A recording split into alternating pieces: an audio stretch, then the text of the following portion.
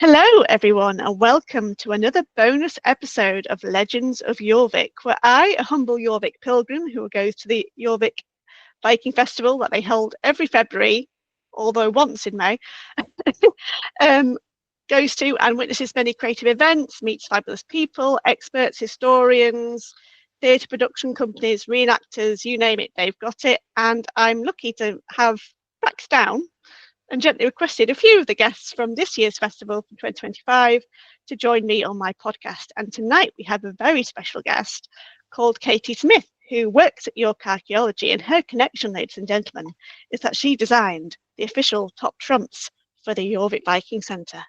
Look at all those cards and their pretty pictures.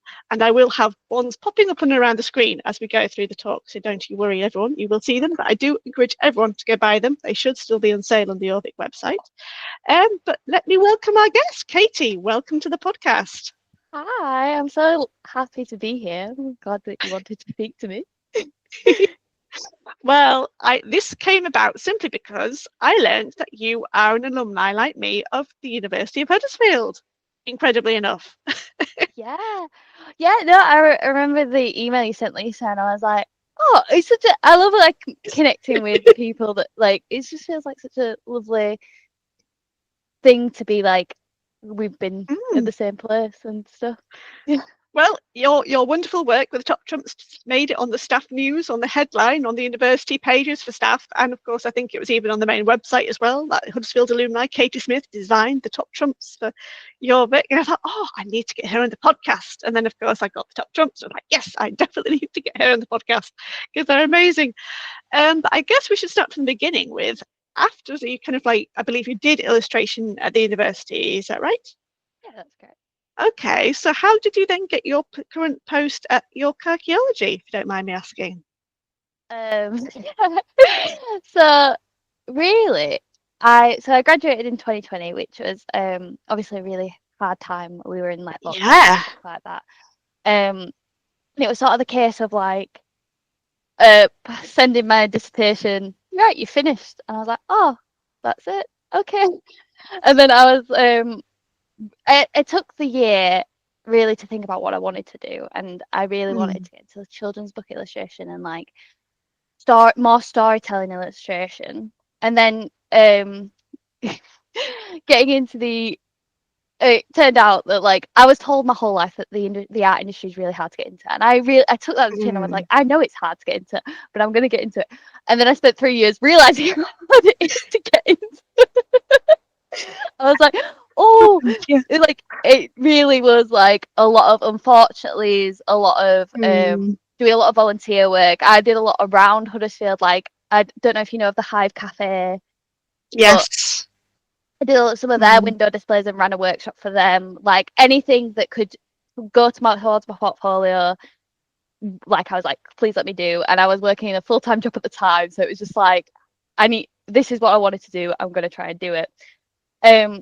Which led me to kind of sort of apply for anything and everything. I was like, please, just somebody give me a chance. So I applied for so I tried like graphic design roles, I tried art worker roles, anything that said creative graphic design, this idea. I wasn't getting anywhere with graphic design. When I have friends that are graphic design, and when I've looked at their work, I was like, I see, this is why I'm not getting work, because it's completely different, and I respect that. So I decided I think I'd be a really good assistant, or like do like intern. So I just looked up graphic design assistant, because I was like, anything I can do, I could learn. I'm very much like, you show me, I will learn it. I will watch any video I can. And York Archaeology came up needing a graphic design assistant, and I applied for it, and I did the interview. It was my illustration skills that got me the role, because George, my team, the graphic designer, was like, I haven't got that skill, you've got that skill. I was like, oh, that is like the best thing I've ever heard. That's all I wanted to hear. And I remember I had the interview, got the job the day after, I was like, oh yeah, it was like, oh my god, this is amazing. Had to tell my boss, like, then I went in to my boss the Sunday because I worked in like a chef. I was a chef Mm. for a bit. But I didn't want to hand in my notice till I had like the written confirmation. Yes, yeah. I was like, it felt too much like a dream. What do you mean? I'm just going to Mm. become a graphic designer? And the thing about it was I wasn't really expecting, I didn't know they'd chosen me for the illustration at the time, and I wasn't really expecting to do much big creative work like Top Trumps and like other projects I've worked on because I was the assistant. I was like, I'll do a few Mm. posters, I'll do some ads. Like, my job was like, well, do you even know how much they're going to pay you? Like, you're leaving this job. And I was like, I don't care. Like, they could pay me in buttons. And I'd just be like, please, thank you. Oh. And then, yeah, so I was just happy. This has been my break into the industry. Mm. I've been so grateful. I've enjoyed every moment of it. And I didn't realise York Archaeology ran Jorvik or Dig or Valhall when I joined. They were like, have you heard of Mm. Jorvik? And I was like, sort of. And so I didn't even realise like what I was actually getting into. And yeah, if you'd told me 3 years ago that I was Mm. gonna be drawing Vikings for the Viking-Centre in York or like doing the top trumps and stuff like that, I wouldn't have believed you. I was like, you're talking, what is that even a job? Like, are they even looking for people like me? And then yeah, so it's just the weird way life takes you, and I'm so glad that I was Mm. able to. They've accepted me, and I've been able to do their work for them. That is a wonderful story, and I'm so glad it paid off for you because so many people do try to get their dream job with whatever skill or talent they have. I know I went to the University of Huddersfield to do English studies with creative writing with a humble dream of being the next J.K. Rowling. That kind of kept me going through the 3 years, and after the 3 years stopped, I had no more deadlines. So I had no great mindset of writing. So eventually I dwindled off writing and became more of a reader. I mean, I've been a reader from the word dot anyway. As soon as I could read, I was a bookworm. And then somehow my creative talents shifted into cosplay for a couple of years, and then the pandemic and pregnancy happened. And now here I am podcasting. So my creative talents just follow my passion wherever it seems to go. It hasn't quite yet paid off in a paid job yet. I am available if anyone wants me to do a paid podcast, particularly on Vikings. I can cover that one. But yes, on the whole, I have been happily working. Most of my job life has been because when I graduated at university in 2009, so it's a good while before you, I managed to get a job at Huddersfield New College, where I was the assistant librarian, and then I became the library officer when the rest of the team retired, and then eventually I became the college librarian. And then after 9 years there, 6 of them solo, which was a transformation, but I enjoyed it immensely. I managed to then get a post as a senior library assistant back at my old university. So I kind of like left for 9 years and then came back. So yes, I'm back a part of a team. It's a smaller job, less responsibility, but it's given me the foundation that I needed to have my family, which I now have. So Yeah, I'm glad both of our lives eventually worked out after various circles definitely. and trials. Nothing good comes easy, as they often say. No, and So to get back to the top trump set, which there are many. Can you remember how many cards you've done, Casey? As a quick pop question. 30, and then an extra special Yeah, one for the festival, which there was was. I wasn't able to get that one because I sadly didn't have time or chance to complete the trail to get it. But I believe it was a special one. So yes. So how did this idea come up then? Did Top Trumps approach Jorvik? Did Jorvik approach Top Trumps? Did someone say, why don't we do a Top Trumps and then run it forward? Or as far as I was aware, we've had top trumps kind of in the sphere for a while, like in the like ah, Viking space for a while. It's been sort of like trying to justify if it would worth the company invested in. And then okay. Lisa worked to Magic, and Mhm. w- um and then yeah, one day in August she was like, I have an exciting proposal for you. A pretty brief for you. And I was like, ooh, what is it? And then she was like, would you like to illustrate our top trumps? And I was like, yes, thank you. So Yay. that is all Lisa Magic. Mhm. My manager, I don't know, she proved that it's worth it. She got involved with top trumps. I was like, yeah, I was just on the offer end, and I was like, yay.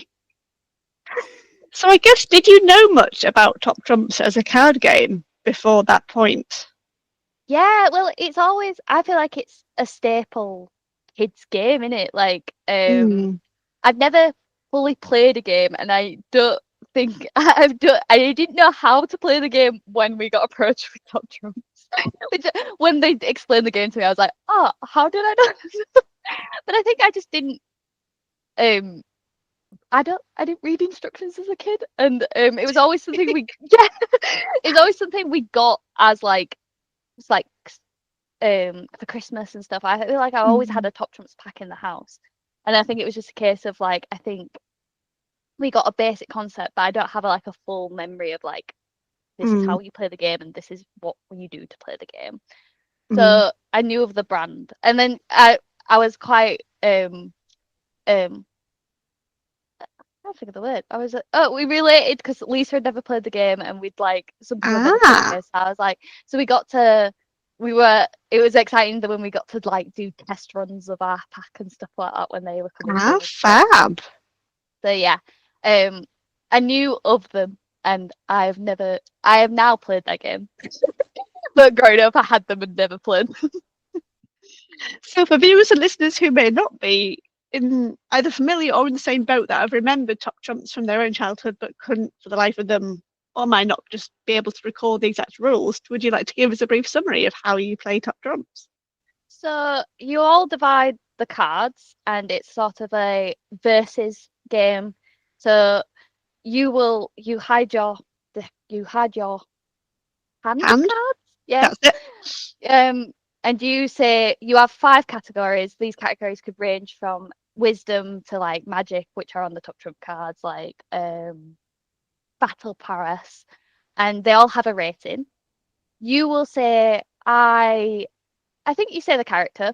Mm-hmm. Thor battle prowess 64, and then the other person will either give you their card because their battle prowess is lower, or you will have to give them Ah. their card, your card to them because their battle prowess is higher. And it's all a game of like, um, it's not always about a game going for the obvious score. Like, don't always Mm. go for the obvious high number because they might have like where you might have a real low number, they might even have a lower number, or like you never know which Mm. one's going to come out on top.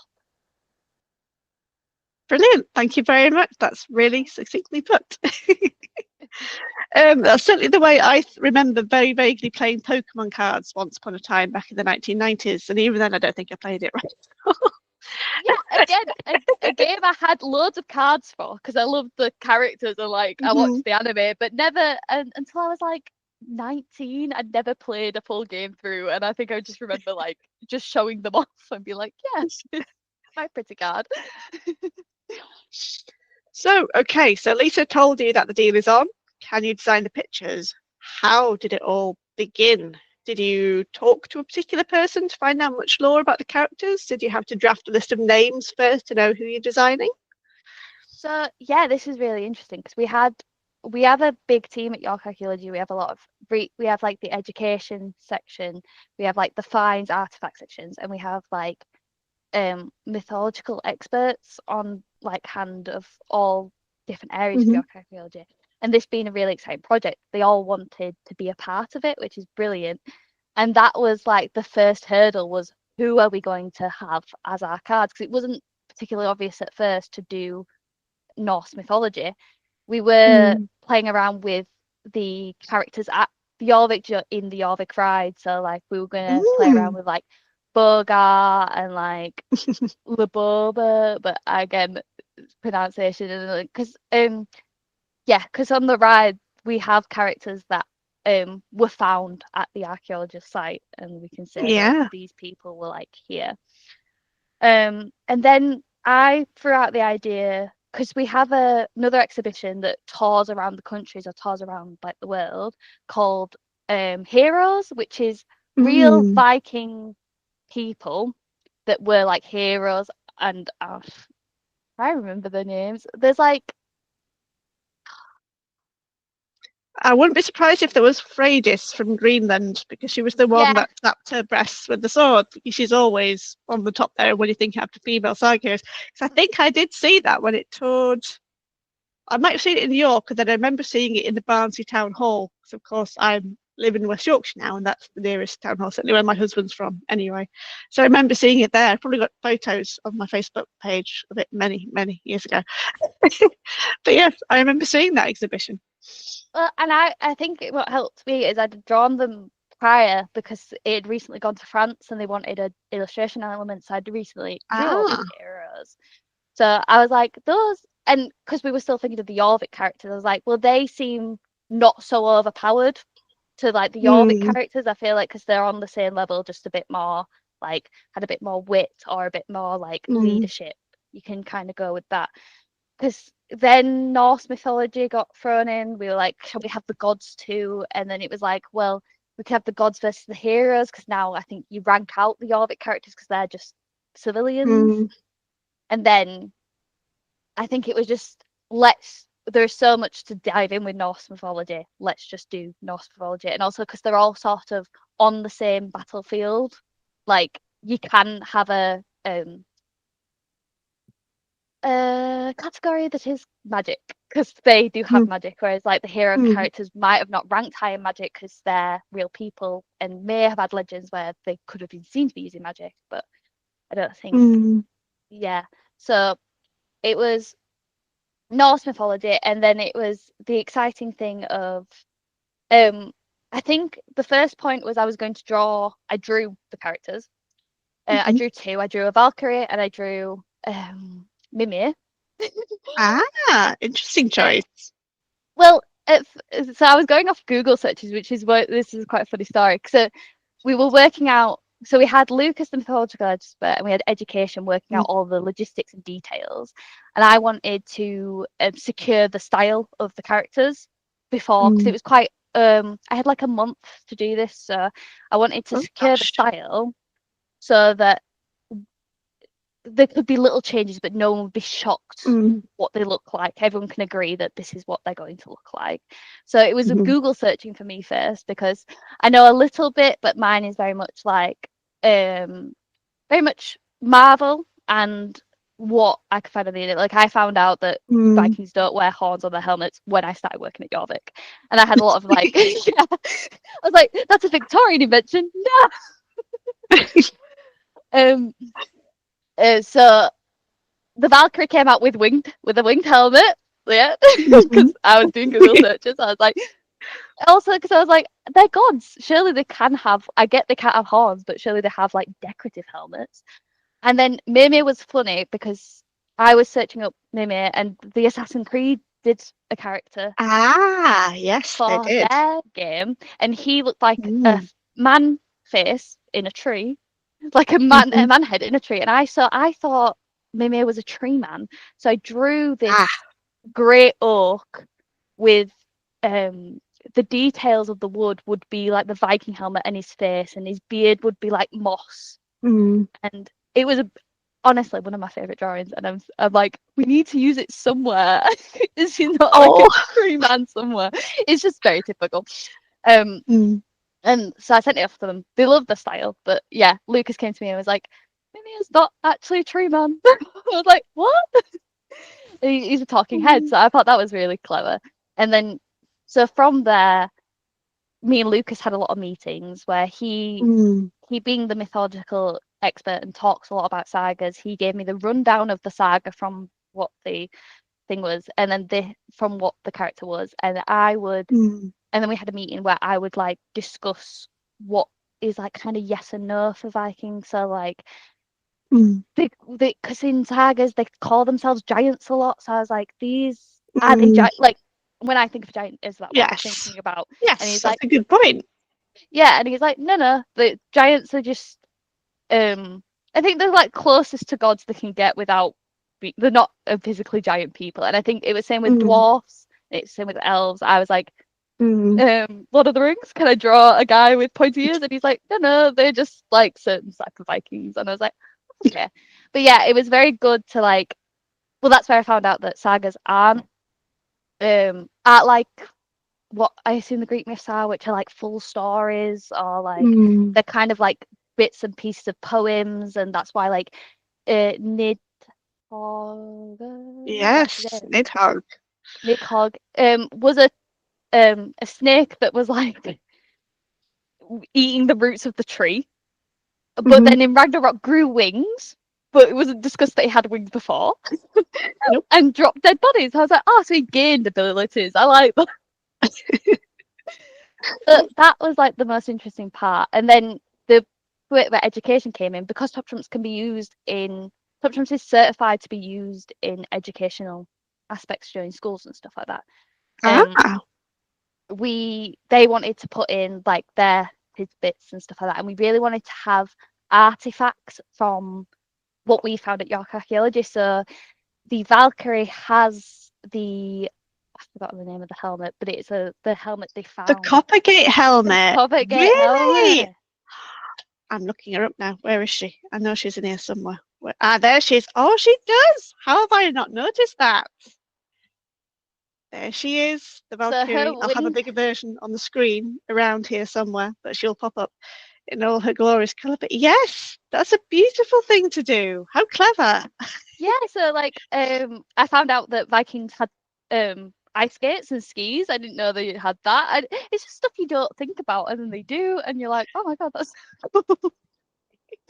But yeah, I think a lot of the runes, like I wanted Mm, Lucas directed me on the runes because I wanted to be cheeky and spell stuff out in runes. Not anything bad, but just like a Valkyrie was here. And he's like, because of how runes are not they're not direct to our language, our alphabet. yeah. He's like, here are some runes you can use. So that idea kind of got lost. But I was like, I was like, Valkyrie's here or Loki was here just in the background. I noticed that. Oh, let me find Loki now because I really like him, if only because for the first time I've ever seen him in many depictions, he's blonde, which I Yeah. don't often come across. He's so often the redhead, and yet it's also Thor that's the redhead. Where are you? Where are you, Thor? Where are you? That's Tyr, that's Mimir, there's so many. 30 cards. No, the Dragon is in the early attack. He's hiding. I found his children. There's Sleipnir, there's Fenrir. Where are you? You hiding behind Odin, are you? Yes, there he is. He's literally hiding behind Odin, which is very Loki. There he is. And I love how you've given him little runes and his little magic. I love that So about the magic cool. because I wanted like I feel like because um I feel like magic is very like spoken word and stuff like that. So I feel like giving the Mm, like the appearance of their language in it would be like just tangible of like doing a spell. And I made him blonde because I was very aware of Tom Hiddleston's depiction. And also mm, because Thor is ginger and I wanted that dynamic of like a mm, blonde Loki. Also, mhm. I was reading a lot of fantasy romance books at the time that the blonde love interest was never anyone's favorite. So I quite find it funny that like Loki is the love interest that's not anyone's favorite. Mm. Oh, well, that's brilliant. So, were there any other artifacts that you've snuck into the designs that viewers and listeners might want to look out for if they do indeed purchase the entire collection? I'm trying to think if there's a lot of there would be a lot of like their brooches have actual patterns on from like what I've seen like Ah, in the mhm, stuff. Sadly there's a lot of stuff that was like cut out because of the side of the card. So like I did mm. mention like so the one Scardy, she does have Oh, ice skates yes. on, but because of the Mm, size of the card, they've been cut off. So they would have had like actual yeah. Viking ice skates on, which I'd got a picture of. I think, yeah, it was just more little details. So like Thor's belt, which again a bit cut off, but that is a proper belt. Yeah. Like they showed me and stuff like that. So it was really interesting to see all these different finds and see. I loved picking out the different patterns in them and figuring out where I could Mm, weave them into the characters because Vikings have very colourful clothing, but sometimes hmm. can like I like to like disintegrate by putting something in like their cloaks or putting something on their sleeves and stuff like that. So they had just like a Mm. little pattern, a little like flair. So, besides the unfortunately not used Tree Man version of Mimir, was there any other particular favourites you had in the official set when it was fixed and in place? I really love the Valkyrie. That didn't change. Apart from the winged helmet, she didn't change like at all. Like I literally just put her new helmet on, which was quite funny. I was like, oh, just jealous of the helmet. And then I really like the Norns because I just really like the atmosphere of that card. And the I love the idea of like a witch's coven just around the well and deciding. I love Huggins and Muggins. They were my favourite when I Oh, yes. started working at Jorvik. I had the idea that they were just like gossiping grannies. Like they would just come and go like, "Oh, we've heard this today, Thor," and they're like, "This is." And they just became my little favourite two guys, and that's why I wanted to have them chat together. We've actually got. I got two ravens and made them little cloaks, and now me and my graphic designer have them like on our desks. Oh, that's adorable. Oh, the official mascots of Jorvik there, surely. Yeah, I want to like add them into little videos and stuff. I just love them so much. And then, yeah, I think I love all the cards. I do. I think there were some that I think. Oh, I like Nidhogger too, just because I really like dragons, and I just think he's such a cool. Yeah, there he is. Snake and with wings. Because I must admit, when I was rereading through them just before we pressed record on this very fun interview, I must say, I thought, oh, he goes the wings and he comes back at the end of Earl, but no one knows what he will do to the other survivors. That's new to me. I mean, I've read the myths, but quite often kind of like in very modern retellings where it's not word for word what's written in the various sagas and pieces of. Because, as you say, that's quite often the trick with these Norse stories is we have bits of them and they're written centuries after everyone's been Christianized, and we don't have the complete puzzle by any means. I've certainly learned that when I've been doing my research on Valkyries and their representation, how we think of them and how we use them and depict them kind of thing. It's all in, even like the famous Saga of the Volsungs, that's come in bits and pieces, and there's different versions of it that portray Brynhild one way, portray Brynhild the other. I mean, in all of them, she ends up being the figure of tragedy, but it's been interesting learning how these gaps, of kind of like are a curse because we want to know more. We want to know exactly what these Viking people thought and believed, but then because we're missing these gaps, it's allowed our futuristic imaginations to fill them in. And that at the same time has helped these stories and these characters exist for centuries beyond belief, really, compared to other kind of like pantheons and belief systems, which just have all kind of like they've either been locked in rigid, like Christianity, it's the Bible, the Testament, the Old Testament, and whatever comes next, basically. I don't know what that is. But kind of like Buddhist tales and that kind of thing, they're all quite fixed and definitive, but the Viking stories, that belief system, it's not definitive, it's not fixed, it's not even tangible, it's very adaptable, malleable, and it is often shaped to reflect society and our views and beliefs at the time, kind of thing. So yes, it's been really fascinating to see kind of like how you've interpreted all these characters in your artwork, which is very kid friendly, I must admit.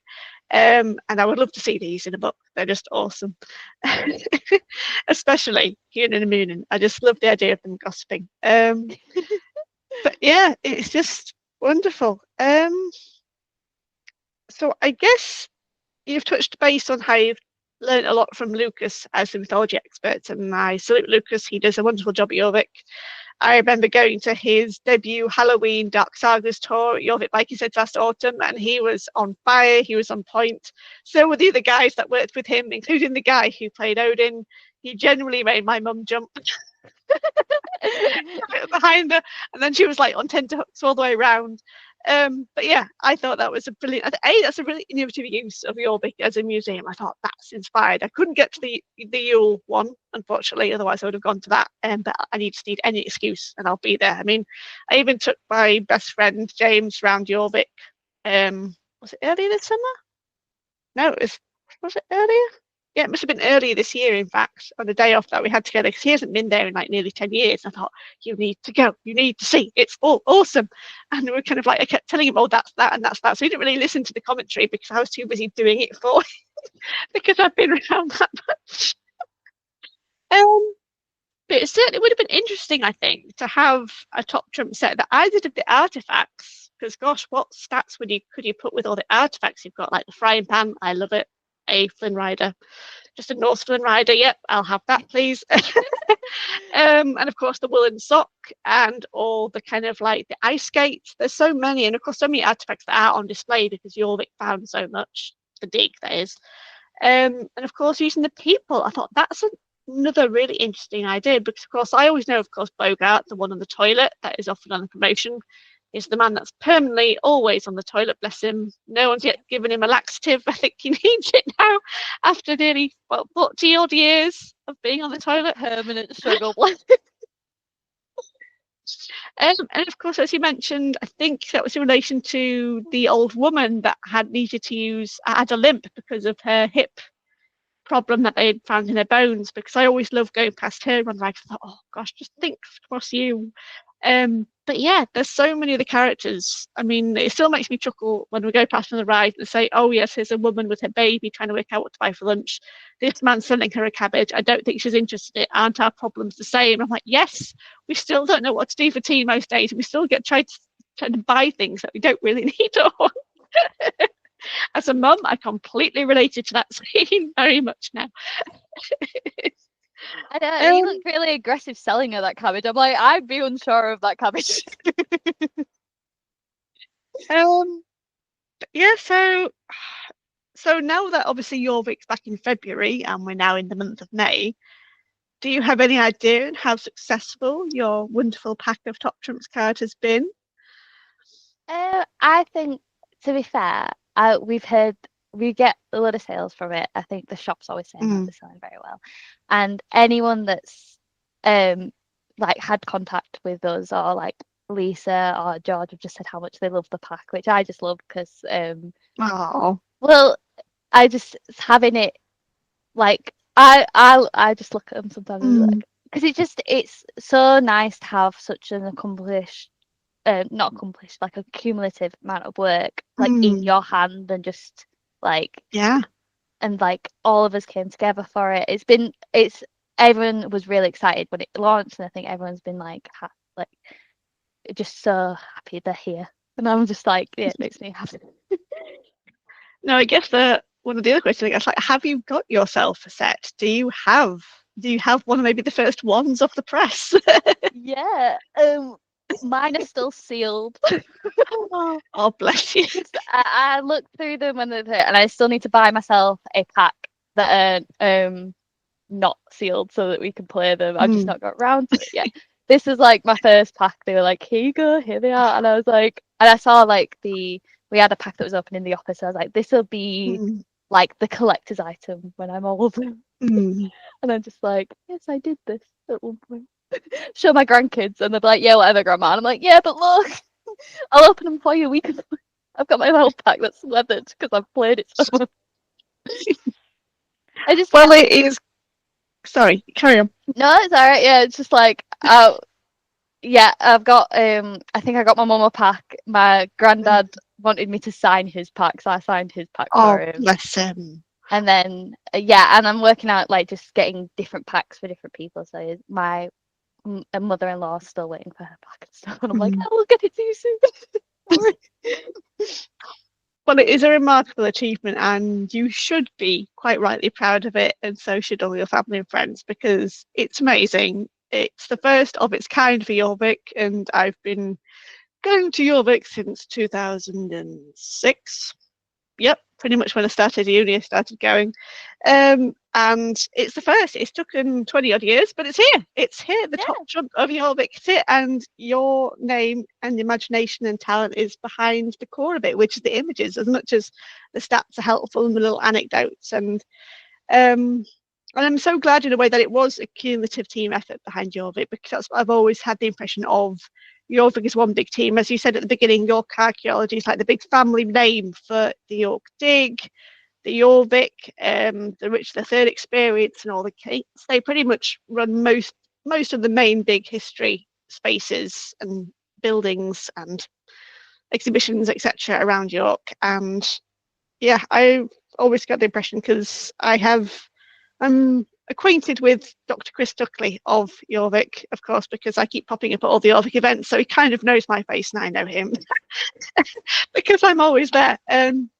And I'm delighted to say that he's going to be my 20th guest on this podcast in the autumn. Oh. So I can't wait to talk to him, especially because, dear viewers and listeners, if you haven't checked it out yet, go to the Jorvik YouTube channel. They have just released, it was a couple of weeks ago now, their brand new exciting documentary covering the entire history of Jorvik as a ride. And I got to see most of it, not all of it, during the Jorvik tour when they premiered it, because I had to leave for a train. Because trains and getting to West Yorkshire is a bit like trying to find a black hole that has an exit, because sometimes you go in and you just don't come out.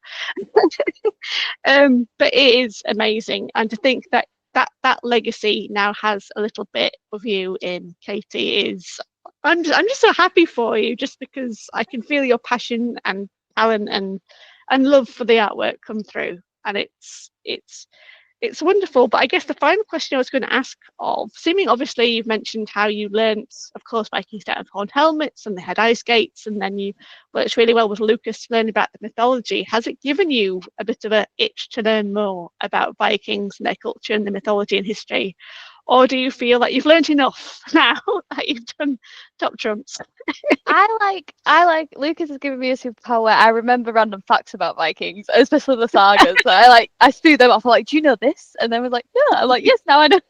I like to share it. Lucas, whenever he's doing anything, if he speaks about it, like there was stuff about, like, he was on about a couple of weeks back how Vikings dye their clothes, and he was in the office discussing it. And that's how, like, the next talk he was going to do about. And I was like, yeah, quick question, how do they? And I think, like, because I think what was crazy is that I did not think you have like an impression of how the Vikings live, especially because we have so much media of how Vikings lived, or how we assume Vikings lived, that when you're faced with like the different, like, I've learned, like, I can't even think of like what I've learned. I've just like the colour and like the colour that we bleed and stuff like that. And like, I think anytime like we're on stuff, it was a very like big learning curve when I first started, because I was like, what do they wear? What don't they wear? And like, it was very fun to like, I just feel like I learned something new every day. So it made me more interested in the sagas, because I was like, why do we not know much? And then, so I'm always like curious at work of like, oh, why is this? And why have we done that? Stuff like that. I'm like, why did they do that? Just getting that question. Well, no, I think they benefit from you from asking those questions, because of course that's the kind of thing that Lucas is probably trying to think of addressing, kind of like helping people learn these things, but also thinking, well, if someone ever Googles it, he wants obviously his highly recommended content to come up to provide the answer for it. So I salute you. I mean, my dad always said there's never such thing as a stupid question, and you're a fool if you don't ask it, because you learn nothing if you don't ask. So well done you for asking all those questions. Well, yeah, I just don't, I just didn't know anything apart from what popular media tells us.